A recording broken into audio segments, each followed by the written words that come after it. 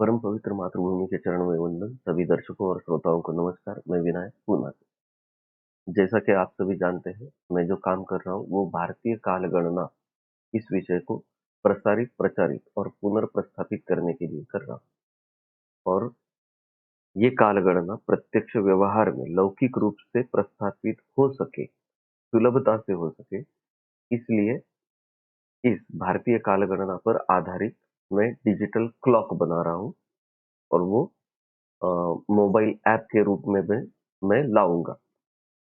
ये दोनों जल्द से जल्द आपके सामने लाने की मैं कोशिश कर रहा हूँ।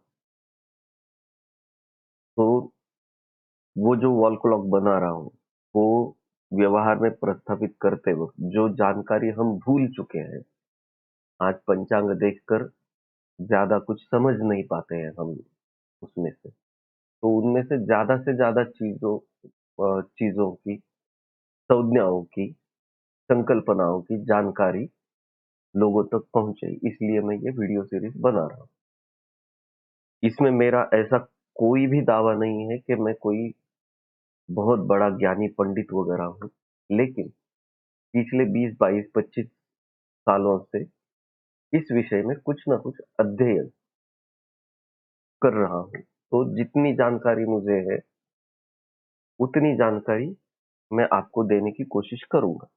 अभी शुरुआत का जो काल है इन वीडियो सीरीज का, उसमें सिर्फ मैं इंट्रोडक्टरी बातें बता रहा हूँ आपको, लेकिन इसमें बहुत सारी बातें हैं जो आगे चलकर आपसे करनी। तो इस वीडियो श्रृंखला में पिछले एपिसोड में हमने दिनमान, दिन का महत्व, सूर्योदय, सूर्यास्त, इंडियन स्टैंडर्ड टाइम क्या है, स्थानिक समय क्या होता है, इस बारे में जाना।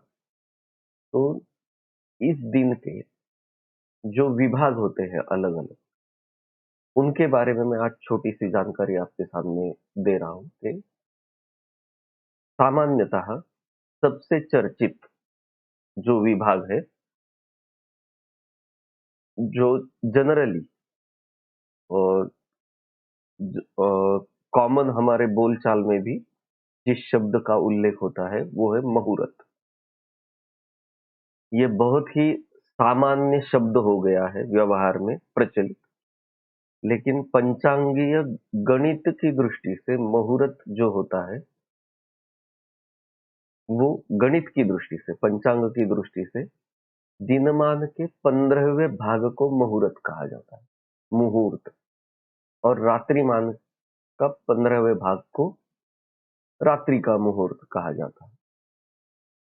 यानी पूर्ण अहोरात्र के 30 मुहूर्त होते हैं।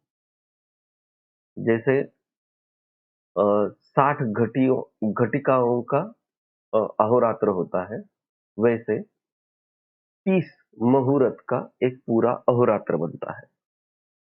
यानी 2 घटिकाओं का एक मुहूर्त होता है, मुहूर्त जिसे कहते हैं।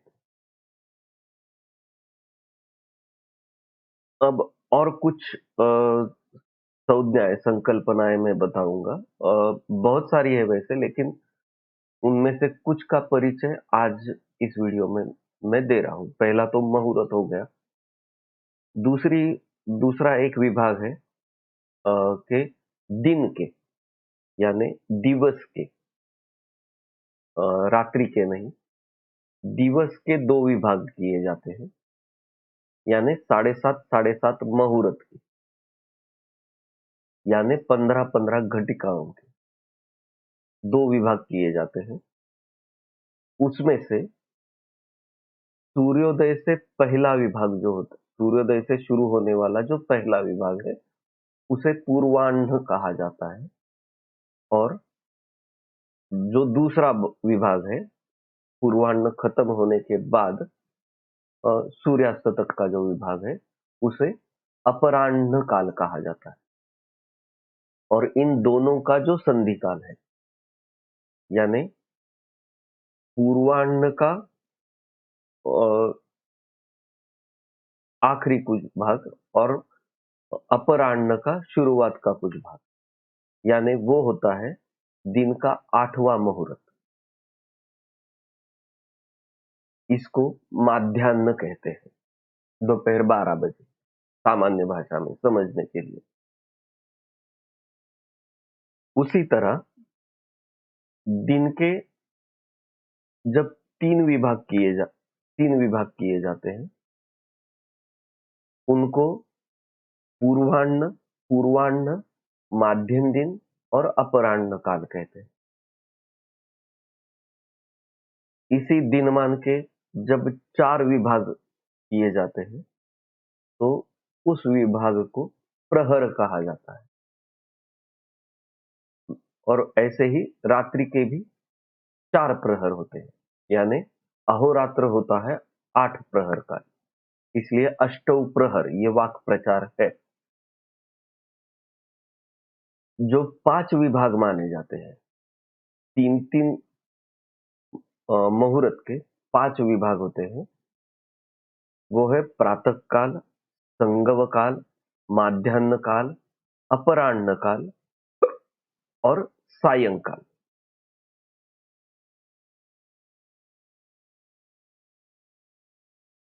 ये दिनमान के 5 विभाग होते हैं। तो संध्या काल किसे कहा जाता है? जिस तरह दिन के 4 प्रहर होते हैं और रात्रि के 4 प्रहर होते हैं, लेकिन रात्रि को त्रियामा कहा जाता है, क्योंकि रात्रि के जो 4 प्रहर होते हैं, उसमें से पहला आधा प्रहर यानी 3 घटिका और अगला आने वाला सूर्योदय जो है, उसके पहले वाला आधा प्रहर यानी 3 घटिका, ये संधि काल होता है। तो ये संधि काल का एक प्रहर जाता है, यानी दिन के 4 प्रहर हुए, ये संधि काल का आधा-आधा मिलाकर 1 हुआ, और जो 3 प्रहर बचते हैं, वो रात्रि के 3 प्रहर कहलाते हैं। उषक काल, ये एक संकल्पना है जो सामान्यतः सूर्योदय से पहले 1 घटिका, इतने समय को उषक काल कहा जाता है। प्रदोष काल, इस संज्ञा का कुछ विशेष महत्व है। सूर्यास्त के बाद 3 मुहूर्त यानी 1.5 घटिका, इसको प्रदोष काल कहा जाता है। जैसे दिन के मध्य भाग को, यानी पूर्वाह्न और अपराह्न के बीच वाला, जैसे मैंने बताया, माध्याह्न कहते हैं।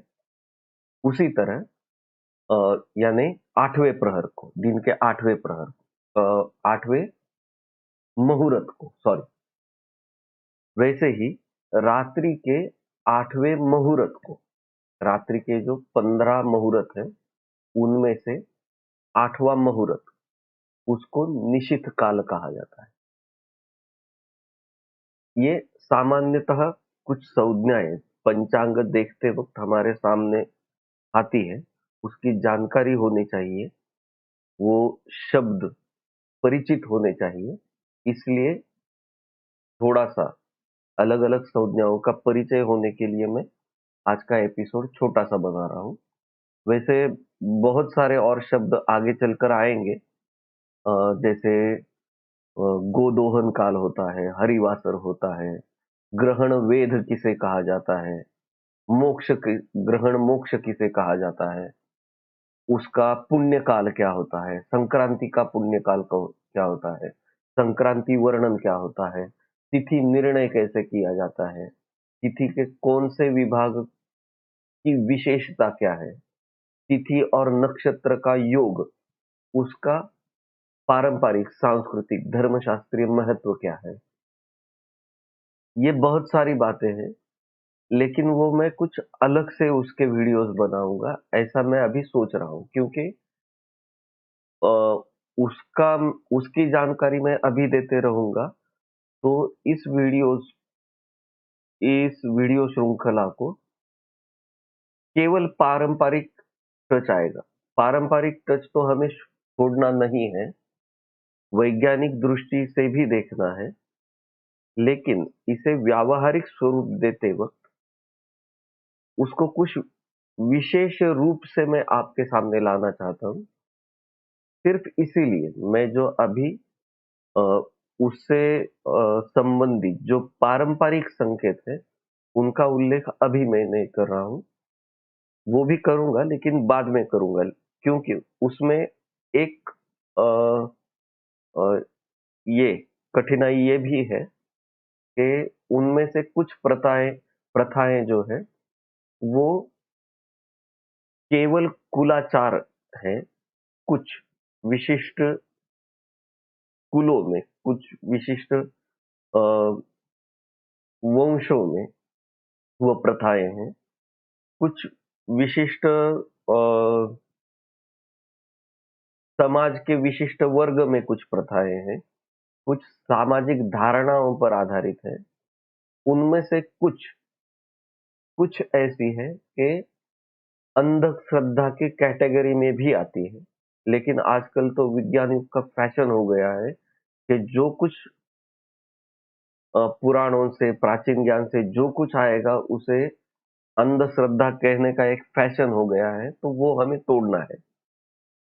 तो वो तोड़ते वक़्त हमारे सामने एक स्पष्टता कुछ होनी चाहिए कि अ, सामाजिक धारणाओं पर आधारित कौन-सी प्रथाएँ हैं, सांस्कृतिक कौन-सी है, ऋतु चक्र पर आधारित कौन-सी है, मनुष्य जीवन के अलग-अलग आयामों को छूने वाली कौन-कौन सी प्रथाएँ हैं, अंधश्रद्धा वाली कौन-सी है, स्पष्ट वैज्ञानिक रूप से सिद्ध होने वाली कौन-सी है।